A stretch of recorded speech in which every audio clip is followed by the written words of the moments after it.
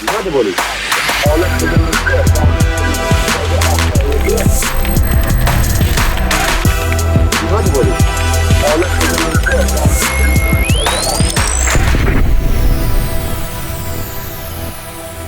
The deep state can't catch a break, and we are so here for it. As The Guardian puts it, the White House is stunned as Hegseth inquiry brings up illegal wiretap claim. And quite a claim it is, David. Don't you think? Man, it is a story, and I'm so here for it because we covered it 10 episodes ago. We're coming back around to it, and it's showing our predictions are true. This looks like ideological witch hunt, purging out the skeptics. Yeah. Yes, and we thank you for joining us. We hope you're having an amazing day. Welcome back to another incredible episode of Human Reaction. You are the reason we're all here. We appreciate you very, very much. We couldn't do it without you. And, I think I speak for everybody within the Human Reaction organization when I say that, it's stories like this that make us feel like, this is a show you can trust. Like, we're going to follow through on these stories. We're going to show you and tell you what we think you need to know. We're going to do it as honestly as we possibly can. So we appreciate you for tuning in. Please smash the like button if you have not yet. And first person to leave a comment gets a digital high five from me.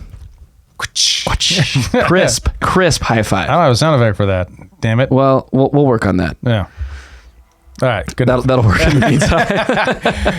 Yeah. And so the Qatari checks are in the mail. So all those comments really make a big difference. And if you can, go to humanreactionpod.com to become a mayor.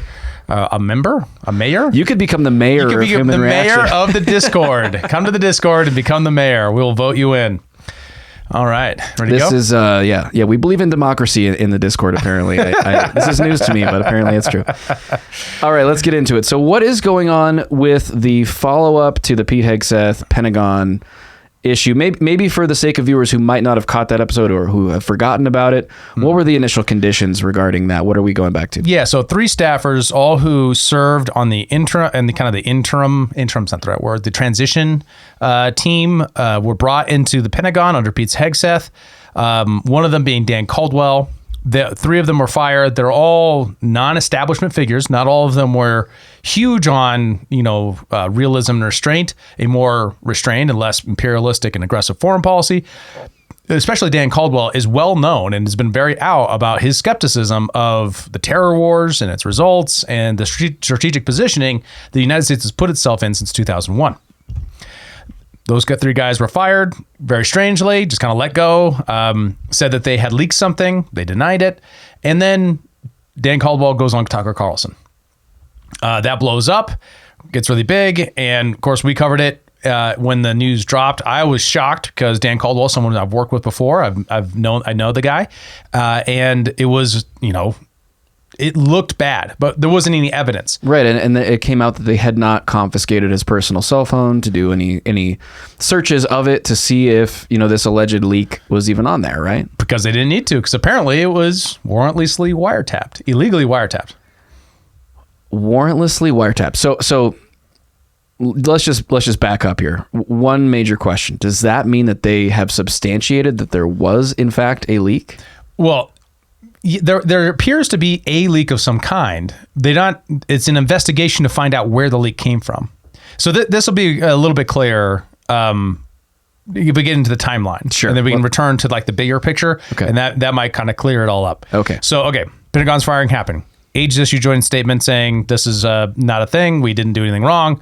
White House. So the DOD and the White House are 2 separate organizations, although one is supposed to report to the other, supposedly. The DOD being the one reporting to the White House. Yeah, of supposedly. Course. Right? Allegedly. That's allegedly.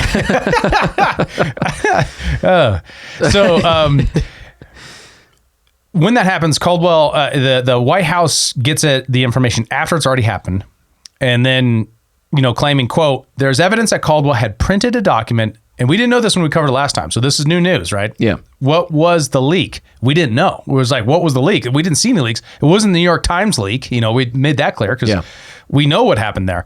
And there was no motive there. There was a completely unclear motive. So what the Guardian claims is, quote, there is evidence that Caldwell had printed a document on U.S. military plans for the Panama Canal, classified at top secret level, took a photo, and then sent it to a reporter using his personal phone. So if it was his personal phone, why didn't they confiscate it? Right. Isn't that weird? Why didn't they confiscate it? Well, Caldwell then appears on Tucker, right?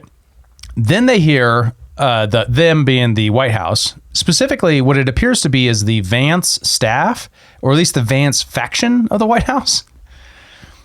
Interesting to hear that there are factions in the White House, but I guess that makes sense. I think there are factions in every White House, but I think these are far starker because of the anti-establishment side and the entrenchment of the deep state, right? Right. You've got the insurgent, sort of like America First MAGA wing that's doing battle with the deep state wing, if you will. Exactly. Right. In fact, that's what Hegseth is trying to do and Vance is trying to, they're all trying to do this. The question is who's doing well at it? And it looks like maybe Hegseth not so well, maybe the takeaway here. So they hear that a rumor from the Pentagon that the Air Force Office of Special Investigations, which is called OSI, they had been working the case for weeks at that point, before Caldwell had even been fired. They had identified that the leaked document, by the evidence of what they knew was leaked, that it was a draft document and not the final plan. Okay. They had therefore been investigating mid-level staffers who were more likely to actually have possession of that document, who worked at the U.S. Southern Command. Makes sense because this is a plan for South America. Yes. Central Command, or the Joint Chiefs of Staff, all who would have a role to play in that document. They weren't looking there at all. Huh. It was then, after the firings, they are then told to go investigate Caldwell and the other two. Right. Okay. So you're doing a great job with the stream. I'm trying. I really like it. So Dan Caldwell wasn't or wouldn't have been directly involved with this plan per se, right? Is that what you're trying to say there? Well, that's what's so strange about it is the people investigating him didn't do the warrantless wiretap that was then later accused. So the White House then at that point, presses Palator, who is the guy in charge of the investigation, who is Hegseth's personal lawyer. Okay. Which is interesting because he's both like a freelancer for the U.S. government providing defense consulting or defense attorney services to people who are accused of things like war crimes or sexual assault or something like that. He's defending people in military court. That's his specialty. Okay. And we'll return to him later with a deeper dive on who he is. It presses him to then reveal his hand, which is an unconstitutional wiretap of Caldwell's phone, which he now denies. So at first he said, this is the rumor going around. It appears that he said this, but this is the Guardian reporting it based upon 4 anonymous sources that they do not cite. Okay. So you got to take it with a grain of salt, but also it isn't exactly like they have a huge incentive here, other than the incentive that people would normally cite, like the liberals want to embarrass the Trump administration, so they're making this a story. Yeah. But also, the Guardian tends to be a little bit more neoliberal, right? Sure. They don't tend to have this, like, we want to undermine the prosecution of the realists camp out of the Trump administration. Right. That's a terrible motive. It doesn't make a lot of sense. Can I just make sure I'm tracking this timeline? Yeah. So document gets leaked to the press, a draft document about the Panama Canal. Yes. And the Air Force Office of Special Investigations begins investigating this leak. Mm-hmm. Within these various compartments of the Department of Defense that would have had access to that, right? Mm-hmm. The Joint Chiefs, SOCOM, CENTCOM. Importantly, the draft document. Not the final. But not Dan Caldwell. They only start investigating Dan Caldwell after he's fired, and they are told to investigate him in connection to this leak. Yes. And in the process of doing that investigation, they did not confiscate his personal phone, which was supposedly used to take the photo of this document and give it to the press. Mm-hmm. But somehow also in the course of this investigation, it comes out that they used an illegal wiretap of Dan Caldwell's phone to somehow acquire this evidence that he did commit the leak. According to the lawyer who is investigating this for the Pentagon. Okay. Not the OSI. So there was 2 investigations. According to the lawyer, who is somehow simultaneously Pete Hegseth's personal attorney and also a contractor for the Pentagon. Yes. Okay. So to me, it seems like there's a conflict of interest there. I'm no legal expert, but that doesn't seem like a thing that should exist. Yep. That has been covered, but it's been it's like a page C of the newspaper type of coverage. And okay. I have some sources for that and kind of what the concerns are. Okay, cool. I think I get it. Hopefully everybody gets it at home. If anything's unclear, drop us a comment. We'll clarify, but I think we're there. So the question is motive. Why do this? And for that, you have to look to Joe Casper. Who is Joe Casper? He is the former chief of staff for Hegseth. He was fired in April. Well, sorry. He resigned and is now that like special status that Elon is, where he works like 120 days.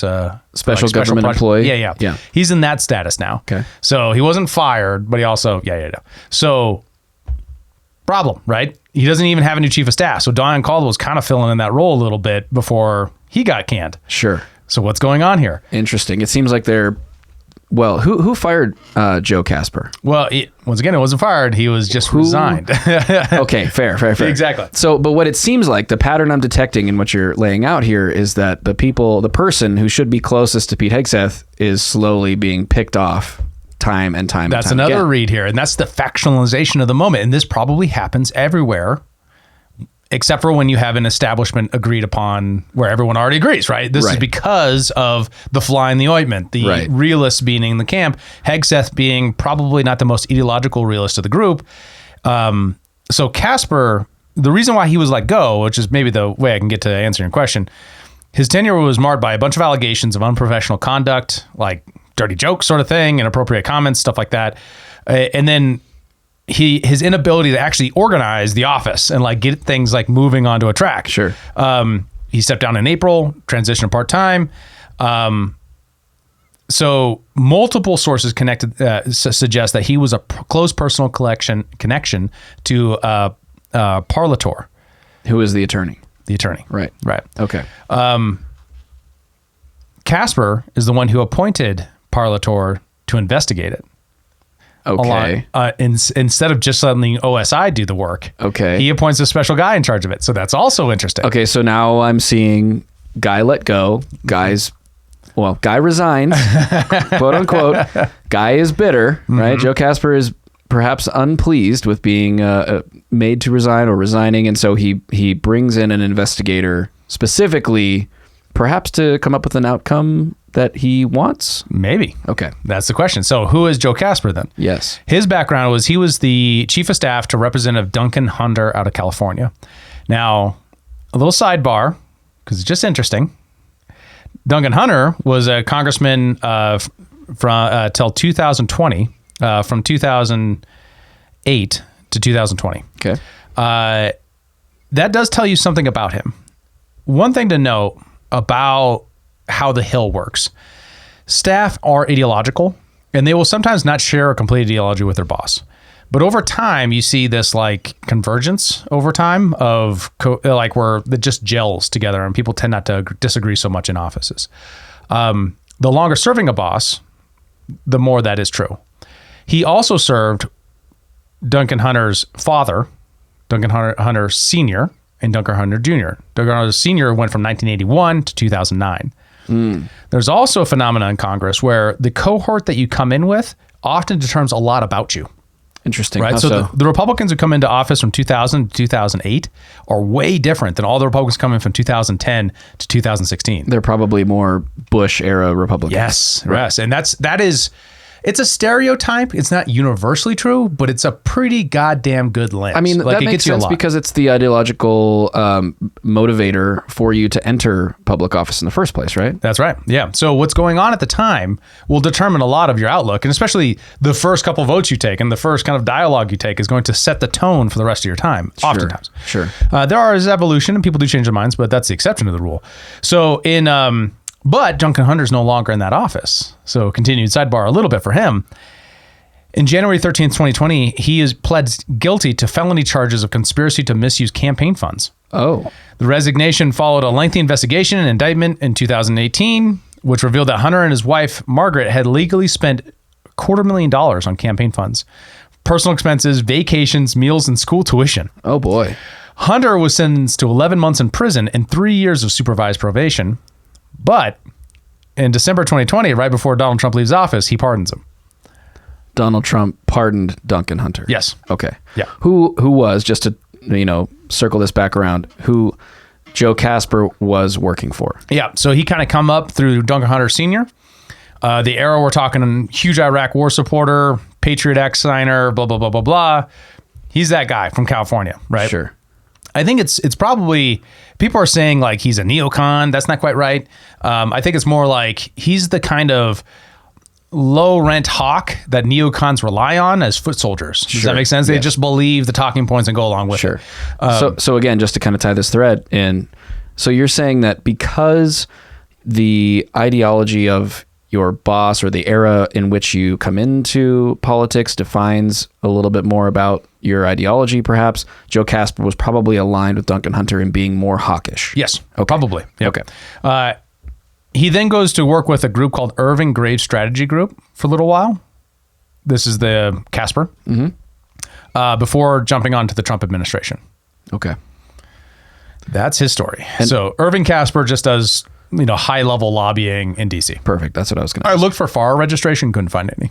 Okay. So, yep. So they're domestic.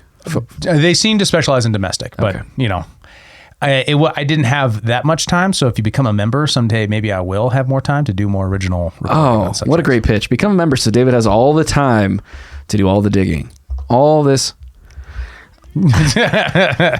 Super gay to become a member if you're into that sort of thing. We welcome the gays. So we do. Steven Feinberg is the next no, we got to go Tim Palantor next. So he's Hegseth's lawyer, right? We had this story from Politico, which was interesting. Hegseth attorney dual roles trip conflict of interest alarms. Okay, so it's not just me. Yeah, it's not just you. It just wasn't really well covered. But yeah, I mean, he's he was a former Navy officer. He gets out of the Navy. He gets his law degree. He starts Palantor Law Group.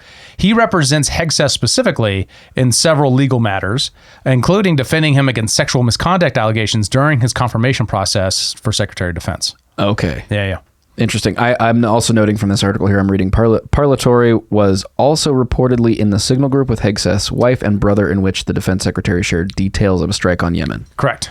So he's part of that Signal Gate 2. The sequel was not nearly as good as the original. Right. It's just like Signal Gate 1 with Vance and Mike Waltz and the journalist. Right. I forget his name, but yes. Okay, this is Signal Gate 2. Sure. Yep. Okay. So we didn't even cover it because it just wasn't Meanwhile, that interesting. Pete, my brother in Christ, don't be sharing battle plans on Signal, bro. If you didn't learn that the first time, maybe the second. Yeah. Anyway. He's just an oversharer. He's just talking to his wife and just like, I got all this stuff going on in Yemen. We got blah, blah, blah, blah, blah. Just full on TMI. Can you imagine his home life? Can you imagine? Right. Anyway. So you can see where he's a lobbyist at the same time that Casper is working for Duncan Hunter on the Hill. Parlatori is a lobbyist at the same time as Duncan Hunter. He's a lobbyist, and they're both running around the same DC circles. Gotcha. While he's a lobbyist at the same time. Gotcha. And then also a congressional staffer. And on top of that, these guys, Hunter was part of the Armed Services Committee. They're the ones who handle a lot of the kind of legal procedures around things like military law and military court law, something that Palantor is already part of. Yes. Palantor? Isn't that his name? Parlatori. Italian. Parlatori. All right. I just got to get you to teach me how to pronounce names. We just need to put them on the American names. Amen, brother. Yeah. Anyways, So there's the connections of them being connected together isn't a lock and shut case. It's not a smoking gun, but it's real, right? I mean, he appointed him. This guy's there partially because he's Pete Hegseth's lawyer, but also he's getting these contracts, these deals with the government. I mean, geez, guys. He's got insider vibes to me. This is an incestuous group, but this is what happens in politics. People join together. They form coalitions. This just happens naturally in staff. I mean, kind of human nature, effectively, right? 100%, yeah. So the question is, what's the connective tissue there? And we just don't have that yet, right? What we have is these threads. And so we predicted in episode 148 that this was a political prosecution. I just agreed with Tucker on that. It just didn't smell right. Right. It didn't fit the motive of Dan Caldwell. Now, does the motive fit on this one? Can Dan Caldwell care about military plans for Panama Canal? I mean, given his Tucker interview, which we've both watched, he seemed as a military veteran, like way more concerned with interventionist, foreign policy as opposed to like the Panama Canal and trade. And Yeah. I can't say he doesn't care about that. Don't get me wrong. It's a tenuous case, right? Because you're saying, I'm not saying you're saying this, but like the opposition has to say he was worried about a contingency plan so much he risked his entire career on it. Right. When he's as close to power as you can get to influencing the most important people in the world when it comes to the issue you care about the most, which is preventing another war in the Middle East. Exactly. When Iran is like right there, constantly in our face. Yeah. Right. When there's so much going on there, and he's just like, I really care about what this reporter thinks of me. I'm going to send him a battle plan for the Panama Canal. It's not even a battle plan, is it? Well, that's what it appears to be, right? It's like a military plan for that. So in the event where we needed to control the Panama Canal, Oh, I see. Okay. what would we do? Who gives a shit about that? Like, that's not going to happen. Like, no one cared. Like, why? It doesn't make any sense if you know anything about what Dan Caldwell has written, believes, talks about. Yes. Right? Especially in comparison to the risk profile of the thing that was done. Right. The risk reward here is way off balance. You have to believe he's a complete idiot. Yeah. And that's hard to believe. Read his writings. He's not an idiot. Well, and you don't get to that position. Well, I can't say that for everyone, but it doesn't seem like he would have gotten to that position while also being an idiot. Yeah, exactly. Yeah, exactly. Okay, so this reeks a little bit. Mm-hmm. Because we've got a lot of well-connected insiders who have generally hawkish worldviews, one of whom who was let go, an attorney who has a conflict of interest, who is associated with, perhaps close with, the guy who was let go, and then Dan Caldwell, who has contrary foreign policy views, who is close to Pete Hegseth, and whom they perhaps want to separate from Pete Hegseth. What would the motivation be to separate Dan Caldwell from Pete Hegseth, to strip away the non-interventionist voice? Well, yeah, exactly. It's because you have, so Hegseth is a little bit more of a face than he is an ideologue. Dan Caldwell is an ideologue. Right. He's a good communicator, but he doesn't give a shit about how popular he is. Right. He doesn't want to be on TV except for to advance his ideas. Right. So while Hegseth is more like wants to be liked. Right. He's that guy. Right.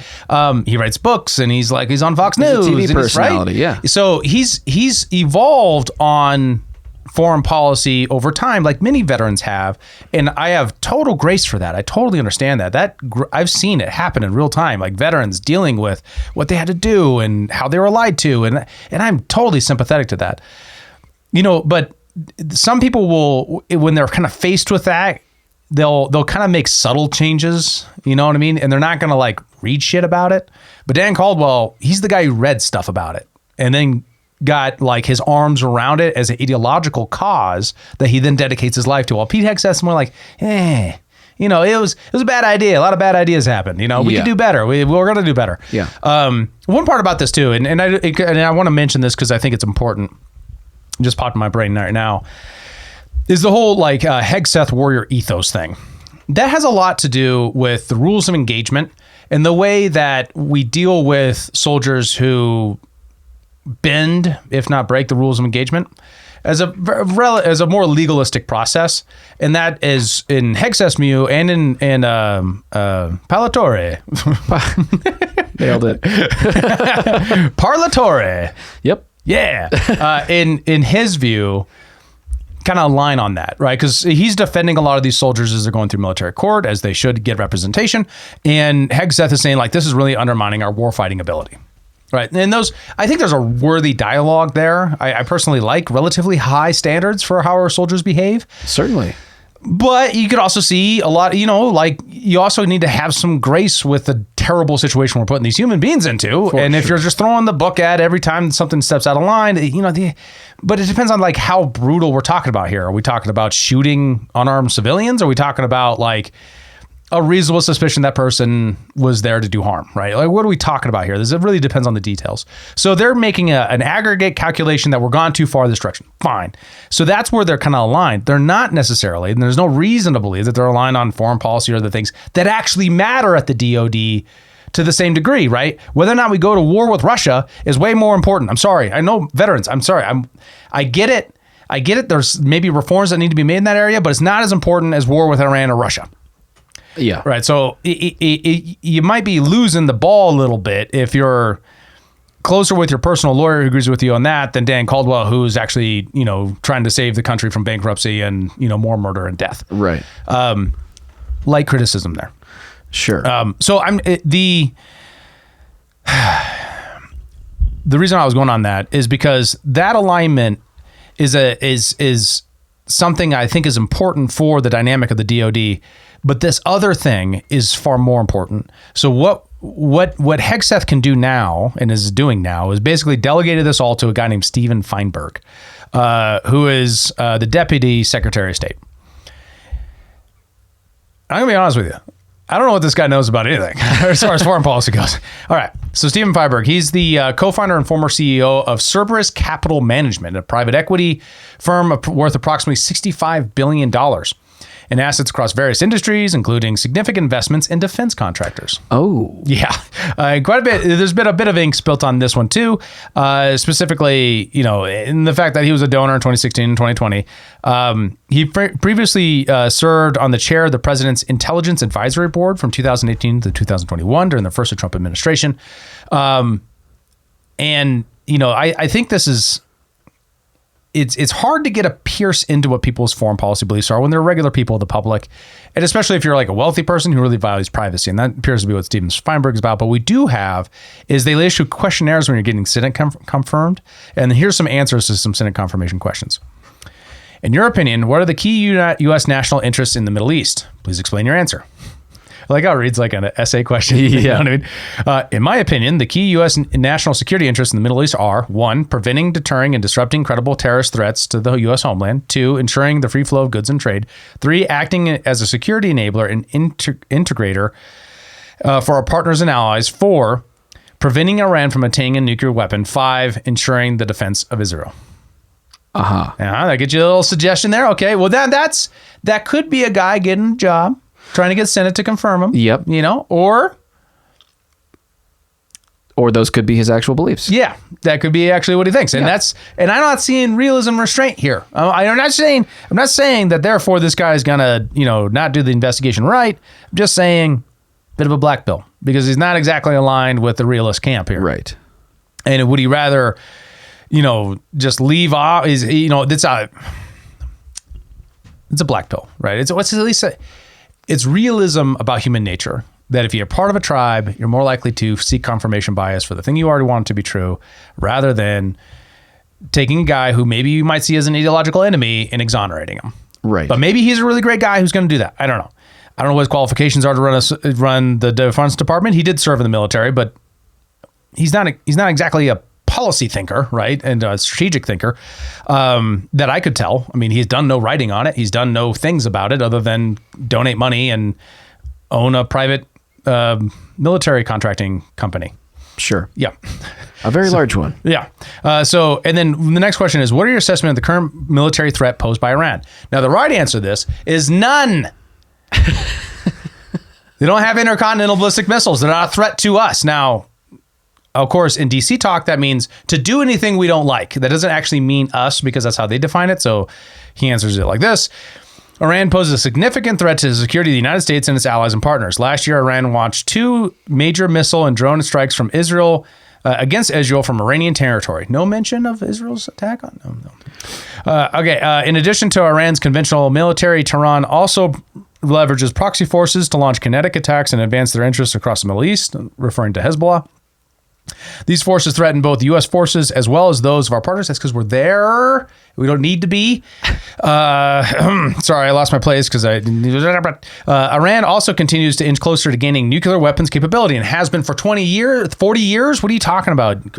This is unacceptable. Iran acquisition of nuclear weapons would threaten U.S. interests and partner security, provide Iran a shield behind which they can engage in more aggressive proxy activities and increase the risk of nuclear accidents or miscalculation. It's kind of right about the last part. So, is he more likely to, go with the flow, with the current momentum? Because now Don Cole is all the way out, and the other guy is a part-time guy, still around. Parlatore, he's still around. He is. And then, the guy his company owns Dying Corp, and that's a large military contracting group, right, similar in size to Blackwater. So right. So what we're seeing here is a guy appointed to do this investigation, who owns a private equity firm worth $65 billion, who has significant holdings in defense contractors, so who has a personally vested interest in the continuation of the military-industrial complex and the American empire abroad, particularly, in war zones, right? So I'm seeing, again, a very significant conflict of interest here. Potentially, yeah. He might be straight up legitimately, like, totally aligned with America First, and we just don't know, because he couldn't say it on the Senate thing, and he's never said anything in public about it. Fair. But if you're betting the odds, I think you're betting against the house if you're betting that he's going to be straight up with this. Yes, I think so. So question about Dan Caldwell here. So we go back to what we know about the evidence they have against him, which is none as far as I can tell, other than something was leaked and it was a wiretap an illegal wiretap that accumulated that evidence. Was supposedly. We don't even have but they haven't confiscated his phone, so they don't know for sure that there's any evidence on there that he actually did this. Yes. So Dan Caldwell is now under investigation and going to be run through this ringer on the suspicion of having actually leaked this information. Well, yeah. Other than that, it's inadmissible. Obviously, you can't put it to court. Will we wiretapped his phone with the NSA? Exactly. Exactly. So without any actual real evidence and with only inadmissible illegal wiretap evidence, quote unquote. Yeah. Is he at risk here? Nah, I don't think so. I mean, it seems more likely what they do is they just they already won. They already got the three guys out. So now they just kind of they do the show court thing, and it peters out of the news cycle, and then they move on and someone replaces him and he gets forgotten. Yeah. I mean, in the meantime, Hegseth has not much leadership underneath him. Hopefully they can do something there. But it's not going to be great for operations at the DOD. And it's a real bummer for the ambitions I think so many people voted for Trump for, which was to actually align our military and our foreign policy with our national interest. Right. America first. It's such a miss. Yeah. So, yeah. But this is a perfect example of the deep state antibodies attacking this foreign object, which is America first. That's right. Right? I mean, we knew, I think, whether or not we wanted to admit it in the endless winning that was the first 100 days, that the system would fight back against the interests of a non-interventionist foreign policy and all the other things that go against the establishment. And so this is an example of that happening in real time. Yeah, that's right. And it's just, it's such a small ask too. It's like, we're asking for non-intervention. But what they're asking for is, let's just not go to war with Iran. We can do everything else. Right. Bases all over the place. Keep that defense budget to $1 trillion. Don't care. Right. Just don't go to war with Iran. Don't go to war with Russia. Don't go to war with China or North Korea. And the establishment's like, nah. I can't do that. Best I can do is you're fired. Best I can do is. Meme of the week right there. We just made it. Yeah. All right. So we got one other story because we got a little bonus time here. I wanted to get into this because we missed it last week just due to the sheer insanity of the news cycle. This is a bit sad, and it's a real bummer. I like in the first story that the bad guys kind of got caught with their britches down a little bit. Illegal wiretap. This guy, who looks very deep state-ish, kind of getting outed in the press. Just want to cover this story about the two Israelis who were shot in DC last week. I want to get into I'll go through the details first, and I'll just list them out, and then we can, do a little interpretation. And I want to get into what the media, what people in the media have been saying about it. Because it's like, it so embodies some of the things we've been saying for a while now about principle-based thinking and other kinds of thinking, and like kind of tribal thinking, and how it plays out with this kind of like tragedy. Sure. So, May 21st at 9 p.m. outside the Capitol Jewish Museum in Washington, D.C., Yaron Lishinsky, who's 30, Israeli, Embassy Political Department, and Sarah Lynn Milgram, who's 26, was an American, and Embassy Public Diplomacy, were shot. They were both shot and killed after leaving the American Jewish Committee, quote, young diplomats reception. It does appear that the shooter was targeting the reception, not necessarily them. We don't have any like personal connections between the shooter and those people, or really any reason why these individuals themselves were targeted. The guy whose name is Elias Rodriguez, 31 years old, from Chicago. Authorities believe Rodriguez targeted the, quote, Young Democrats reception hosted by the American Jewish community at the Capitol Jewish Museum, not for specific individuals, but for the event. But tragically, the event focused on humanitarian diplomacy and aid delivery in the Middle East, including Gaza, but other places too. I assume Yemen was part of that conversation as well, maybe Syria. So who's this guy, Elias Rodriguez? Rodriguez had a history of left-wing activism, including a brief affiliation with the Party of Socialism and Liberation, that's a PSL, in 2017, so it's quite some time ago, during which he protested police violence and Chicago's bid for Amazon headquarters. His fury intensified after the October 2023 Israel-Hamas war began, particularly following the killing in 2023 of Wadia al-Fuami. Close enough. Yeah. And we actually covered this. We covered it alongside another story at the time. A 6-year-old Palestinian-American boy murdered in a hate crime in Plainsfield, Illinois. I don't know if you remember that.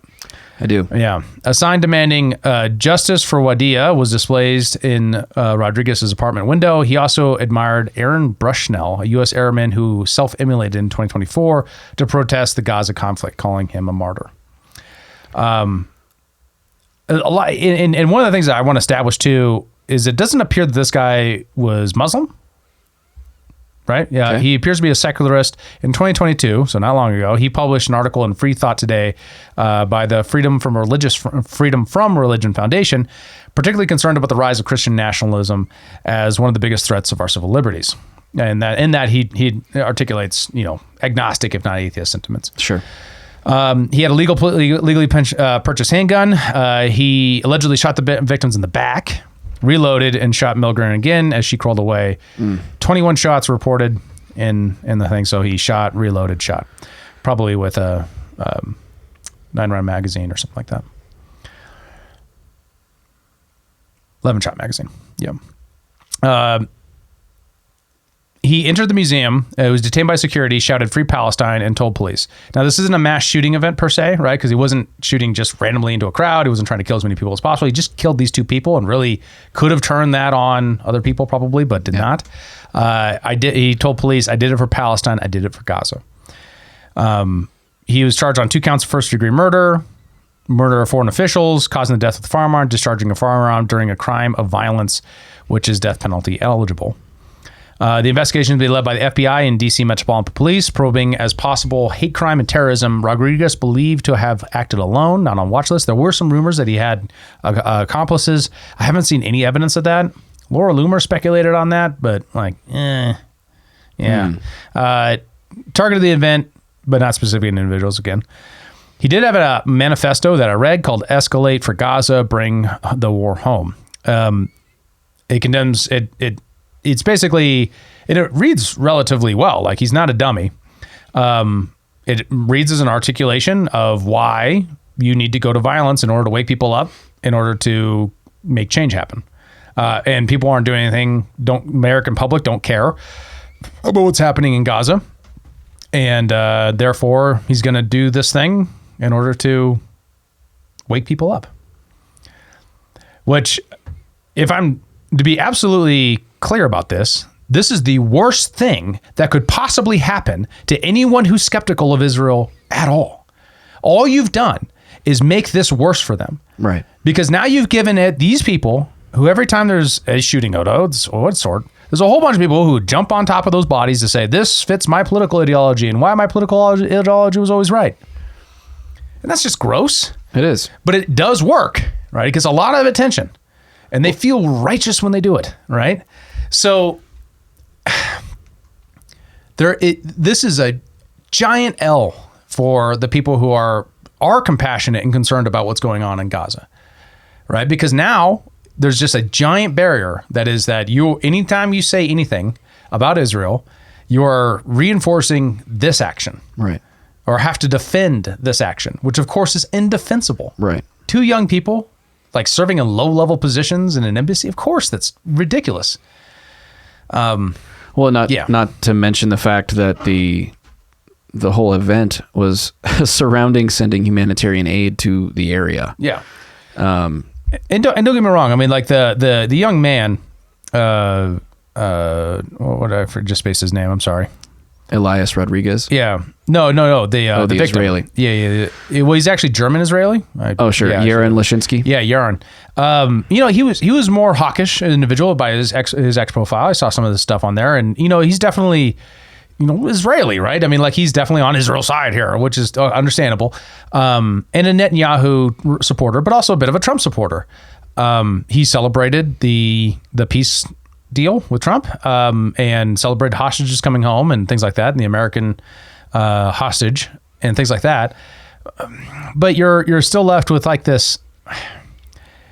Even you're killing him for his ideas, right? He's not an IDF soldier on the ground or pressing buttons to blow up children here, right. buddy. Like you're just killing a kid for having the wrong political opinions, being part of the wrong ethnicity, right? Having the wrong job.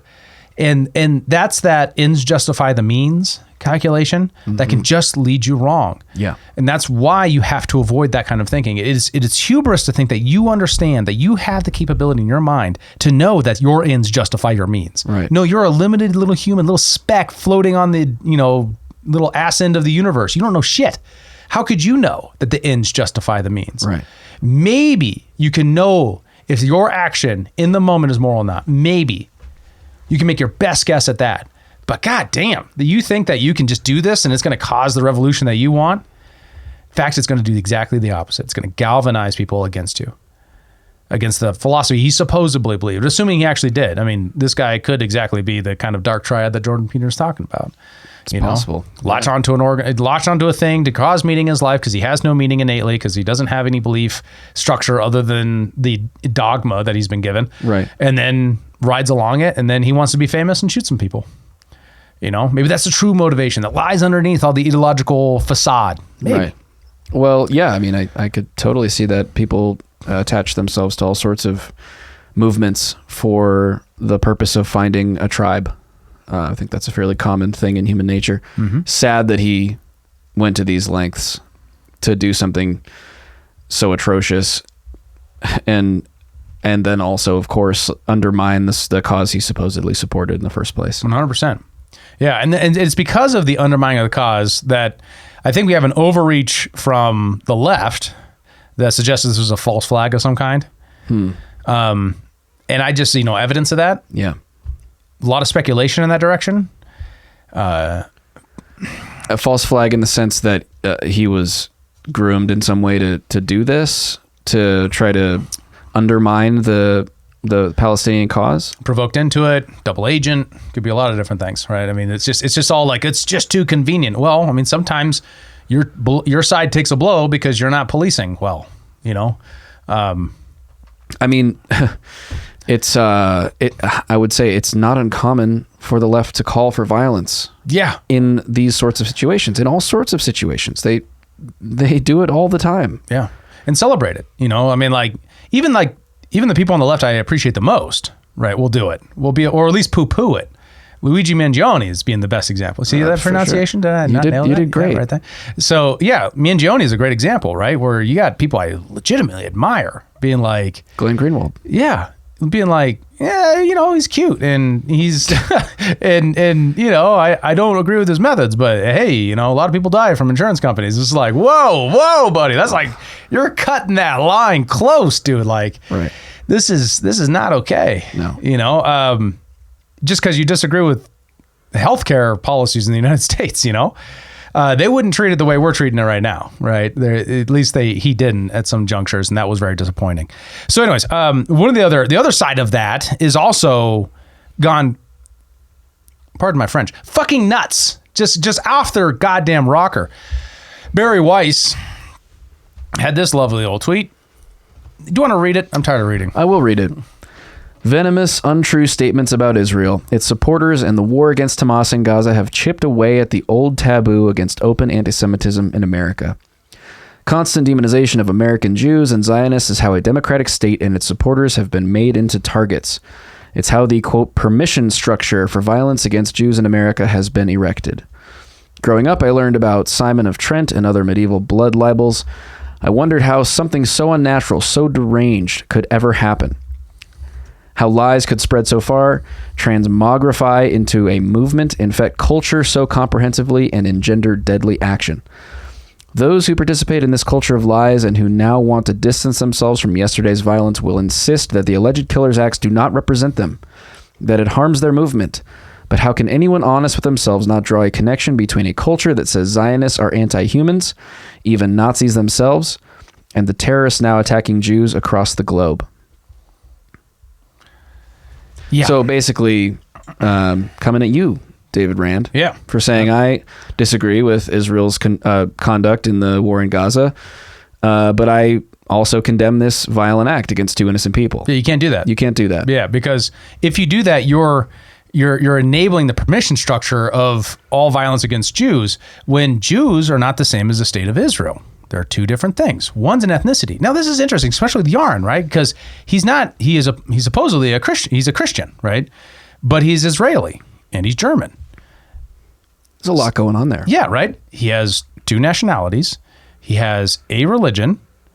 He has a probably biological and ethnic affinity with the Jews of Israel. Sure. Right? Because of, and that's pretty sensible. Although we don't know everything about the kid, we have those senses of his background and his story, and of course, like that doesn't connect, right? I mean, he didn't do this because they're Jews. He did this because they're Israelis. So why would it go to Jews? Well, that's the subtle game of play that these guys have been doing since October of last year, where they're creating the association that all Jews are Israel and Israel's all Jews, rather than one's a nation state and one's an ethnicity, which are two different terms that are separated. Why would we confuse these terms? Like sex and gender are kind of similar. Why would we confuse these terms? Why would we separate them but also combine them and also like make them vague and hard to define? When we have these words for a reason. Ethnicity is a thing. It's a culture. It's a biological status. And it's norms and values and religion and all these and languages and all these things built into one category. Right. And a nation state is a government. Right. And you can't be, everyone seems so careful to me. All the critics seem so careful to me all the time to say, I'm talking about the nation state. Right. Well, right? I think you draw a really interesting parallel there with the obfuscation of clarity of language around sex and gender by making them vague and opaque and really undefinite. You make it hard to argue against anything in it, right? You can't, right. It's like, the point of attack is now a cloud as opposed to a definite object. And it makes it really hard to mount a coherent argument against it because the definitions keep changing. It's like whack-a-mole. Mm-hmm. And so perhaps part of the motive here is to do the same thing, to make it difficult to criticize the actions of the state of Israel by trying to tie those people making that very specific claim to anti-Semitism. I mean, that seems like what we've been experiencing. Exactly. And the motive doesn't seem to be, if you read his manifesto, have anything to do with Jews. It has everything to do with Israel and the American people, even more so. He's more pissed off at us for not giving a shit and funding it. So like another parallel, like the BLM parallel here, that a cop shoots black man. It isn't about the cop or the black man or the circumstance. It's about systemic racism, right? It's about racism being the true motive behind everything, regardless of the facts on the ground. And we keep going through this, and justice is an individual concept. It's a concept that is in relationship to other people, but it's individualized. As soon as you aggregate it to justice is social, all of a sudden you're now dealing with a vague, foggy concept where you're just kind of embedding your values into all the substructure of what you're arguing, rather than actually arguing the case that you're arguing at hand, right? That's this individualized case with facts on the ground that can have a side that's prosecuting, a side that's defending. Now what we're debating is like your vague impressions that there's a lot of anti-Semitism going around. And don't get me wrong, I'm open to the fact that anti-Semitism has risen, And I think that's because people are actually taking you at your word when you say all Jews are Israel and Israel is all Jews, right? If you make that vague and then people start believing you, that's kind of your fault, right? I mean, a little bit. Well, yeah. You have to have some responsibility for creating the association, then people believe the association, which the association is ridiculous, right? Because there's plenty of Jews who are not on this, right? And we're not responsible for the state of Israel's army, of the IDF. Right. And that's ridiculous to hold them accountable to that. That's another collectivist error, right? So you're leading people into collectivist error rather than using clear language and separating these groups. You're leading them into the very thing that you built your career on criticizing. Oh, I mean, that's a really interesting insight. I had never really thought about it that way, that people are just taking them at their word, and their word is associating the two. So of course you're going to see a rise in this kind of behavior, and boy's wicked smart. And it's to all of our detriment, obviously, because we see a rise in chaos, and it makes you wonder, is that rise in chaos surrounding these issues intentional? Yeah. Well, I think war benefits and states benefit that are being aggressive on the fog of it, right? And the fog of it in this case is, if you can't get true things out or clear things out, like, you have to operate in the vague of he said, she said. And I mean that in the case of Gaza, but in the American discourse, it's also true, right? Where if you can control the opposition by shaming them, then you can win, right? Which is one of the things that they're doing here. They're trying to silence the opposition by making this case. But Martyr had a great response to this.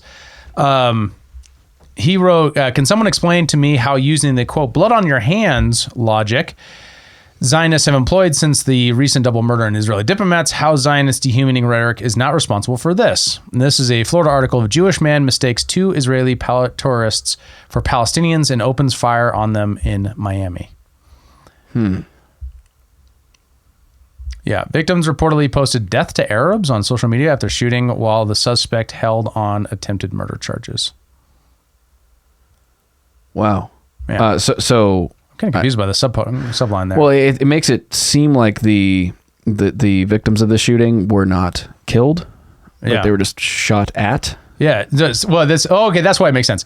A Jewish man, like a non-Israeli American, thought 2 Israeli tourists were Palestinians, and then shot at them, and then the Israelis who were shot at for being mistaken as Palestinians said death to Arabs on social media. Wow. Dude. I mean, but another one, like, the whole motive of this thing from Elias was about the little Palestinian boy, right? Yeah. But that same week, there was another attack on a Jewish kid. Right. Remember? Yep. And we covered both of them. We're like, this is the worst thing that can happen. Let's not go this way, guys. Collectivism is bad. Yes. And they're just not getting it, like. No, they're definitely not getting it. And we're only going to see more of this, the more of it that happens, because there will be, sympathetic outrage that this kind of thing occurred, and there'll be retaliation. I mean, this is a spiral, could turn into a spiral of a lot of destruction. Yes. Which is scary. Yes. And that's the escalatory spiral that we wind up in if we take this road, the Barry Weiss road, especially, because it's only going to cause more resentment. The more you say you criticize the state of Israel, you're an anti-Semite and you don't get to speak, or you should be shamed out of polite society, the more that people are going to lose it, right? And we have this, and we weren't, like, kudos to Charlie Kirk here. I'm not going to read the whole thing, but basically he comes to Dave Smith's defense. Dave Smith put out a tweet saying, the murder of these 2 Israeli embassy staff members is a horrific tragedy. Anyone who thinks that this is standing up for the poor Palestinians is insane. You're actually spitting in their faces with an act like that. Senseless violence does nothing but escalate this very dangerous situation. But read the comments. Let's see, what do we have? First up, shut up, Dave. You helped promote the same bullshit lies that this clown terrorist thought he was defending. From another one, it wasn't senseless violence. It was thought out, methodical, and encouraged by vile accounts like yours. You and your like-minded people spreading blood libels are responsible for this murder, Dave. Blood libels always end in blood. Okay. Another one, he sat around and waited to be arrested on top of shouting "Free Palestine" so everyone could hear. This is obviously a false flag. Yeah, that's from the other side. Interesting. Save it, Smith. Your anti-Israel rhetoric has played a role in reaching this outcome. This person has 127,000 followers. Now look, Palestinian News Network. These guys are pro-Palestine, big Israel skeptics. Shut the fuck up, Dave. It's like he literally gets it, and these comments are a lot. It blew up, and they're from both sides. And of course, a lot of these guys are all making and especially from the right, are making the case that like Barry Weiss, that it was his rhetoric that led to this, right? His rhetoric and I will quote this again. This is a David Rand quote from the Douglas Murray article questioning whether or not he was Jewish. Dave Smith's Jewy McJewface Smith. What? Dave Jewy McJewface Smith. So in the article, I forgot about this. So after the Joe Rogan debate, Douglas Murray wrote an article claiming Dave Smith, who claims Jewish ancestry. I was like, what are you talking about? Like, this guy come on, man. He is very Jewish. You can't give him that. You can't just give him that. You can't just give him being Jewish. Anyways, so these guys are like, they're so over the skis. They're making this case that Dave Smith has encouraged this, and then Charlie Kirk comes in and he says, this is a tragedy. I get it, but you can't go around saying people have blood on their hands simply because they made tweets attacking Benjamin Netanyahu, the Israeli government, or the war in Gaza. Yeah. Charlie Kirk supports the war in Gaza. He has got questions, important questions I'm glad he asked about it, but he's largely on that side.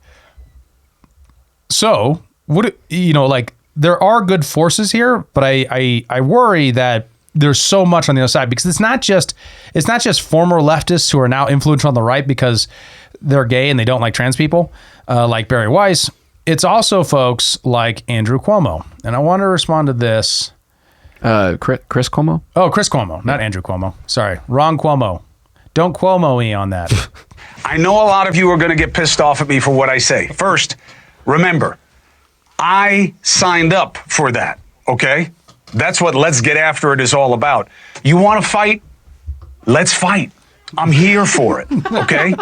Because there is right and there is wrong. And you are missing what this embassy attack was. You think it's about others.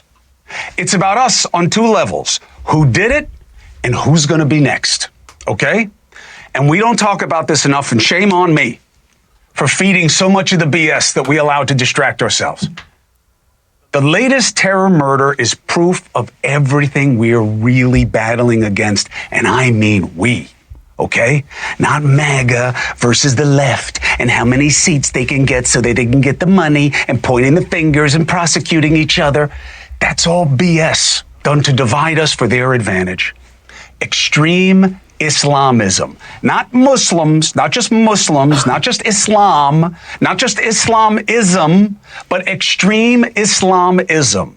Okay? That is the wellspring of terrorism, and it is an underrated threat in America. 9/11 is too long ago, apparently, and we are paying more attention to the threat of trans athletes than of terrorists recruiting and radicalizing the most vulnerable population in America. We're going to stop and play this because it's a little bit long. But first off, okay, is it terrorism? What Elias Rodriguez did? Is it terrorism? I mean, I'm not really sure how to define terrorism. So terrorism is an attempt to cause an event to spark fear in opposition to intimidate them. In the effort to inspire a political change of some kind, right? Mm-hmm. Okay. Yeah. I don't think this was terrorism technically, right? It doesn't inspire some fear. I agree. I mean, in fact, I think folks like Andrew Cuomo and Barry Weiss are helping him with that by blowing this up into like an anti-Semitic pogrom that's happening all over the world, or some kind of like conspiracy of that sort. That isn't what it appears to be to me, because that's in the motive of the act, right?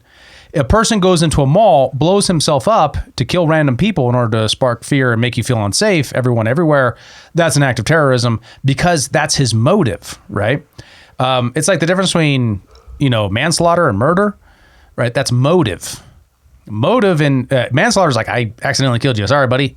Murder is I intentionally killed you, right? I did something intentionally that result in your death. So is it terrorism? I wouldn't suggest it is. I think that's a really just either low IQ approach or just bad wordplay, murder, terror, or whatever he said. And is it Islamist?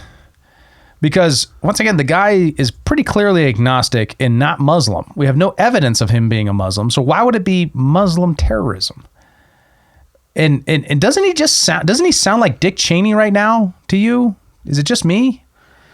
Like, I feel like I got transported back in time to 2003 and Dick Cheney's on Fox News and I'm listening to it right now. It is. It's interesting. It's very Bush era saber rattling against Islamic terrorism, which not necessarily something we've heard a lot of in the news cycle recently. And I mean, he points it out. 9/11 was too long ago, apparently. Yeah. Time to reignite this flame of fear against this particular group of people. Exactly. And what's so weird is it's so loosely associated with it. The only thing that really has to do with it was on behalf of Palestinians who many are Muslim. Vast majority. I might agree with the definition that it is terrorism, because if you take this definition, the use of violence or threat of violence, especially against civilians in the pursuit of political goals, it does kind of meet that. If, his goal was to change American policy with this act, I could see that. Is that one of those definitions that have changed over time? That feels like it has. Maybe. Because I remember it being about causing fear, right? Because the second definition here is the act of terrorizing or state of being terrorized, a mode of government by terror or intimidation. Oh, yeah. Well, and so let me complete my argument and then see if I can get you back. Sure. His motive in his manifesto had nothing to do with trying to cause fear or change politics for the Jewish community. It was to inspire regular people to wake up and do something about Gaza. To me, that's still a political goal. Yeah, I still see that way. I mean, what I never liked about the definition, absent the fear mechanic, is because all wars are now terrorism, and so you can't distinguish between non-state actors trying to do a thing and state actors, right? Because operations, and this is something liberals said all throughout 2002, Operation Shock and Awe is literally terrorism by that definition. So how do we distinguish these two things between official state actors and non-official state actors, between modes of regime change for security purposes, supposedly, and attacking civilians because of your political ambitions? So these just obviously comes down to word games.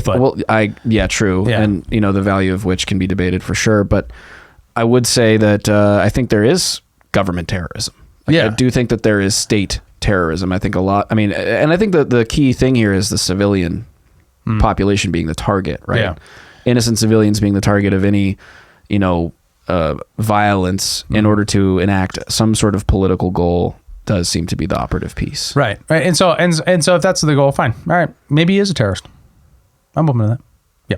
So is he Islamist though? I turned to you. No, I believe you. I turned to you. Yeah. I was just thinking out loud. I hadn't actually thought about that before. I was like, isn't terrorism? Well, especially because it always associated me with non-state actors. Sure. But, but I'm totally, I thought the word's utility was in its difference between war, right? Because war was seen as either just or unjust, but terrorism was its own category that was separate. But right, which is, I think, civilian targeting. I mean, if two states are warring against each other, or a state is warring against an insurgent faction that is very deliberately combatant, then that is a war, right? To me. Yeah, right. Totally. Yeah. Yeah. All right. So, Islamism. Let's keep going. Yeah. Young men. The young man who murdered two Israeli embassy staffers, 30-year-old Yaron Lishinsky and 26-year-old Sarah Milgram, is a perfect example of the problem. He shouts "Free Palestine" not because he is from there or understands the place, but because as a young brown man, he identifies with the oppression and he has been conditioned to do that. We know the shooter is a far-left activist caught on camera shouting "Free Palestine." And as he was arrested, he kept chanting the slogan and said, "I did it for Gaza." So why the F are all these people on the left saying "if true"? And if that's who he is, and if he's not an IDF plant, and you don't want any of the blame for what just happened on you? Are we doing like an incel thing here? Is that what that is? Like he's like a confused young man who did this, like Adolescence? I mean, he's 31, right? No, yeah. Well, Adolescence is a movie. Oh, it was a British movie about a young man in the UK that, and I haven't actually seen it. I've just heard a lot about it. I'm not going to subject myself to this, but where he gets into the incel culture and then he goes and stabs some girl. It's like left-wing fear porn, right? Sure. And I don't know if we know any of that stuff about this guy, right? Obviously, I think he's confused. Obviously, I think he's strategically dumb.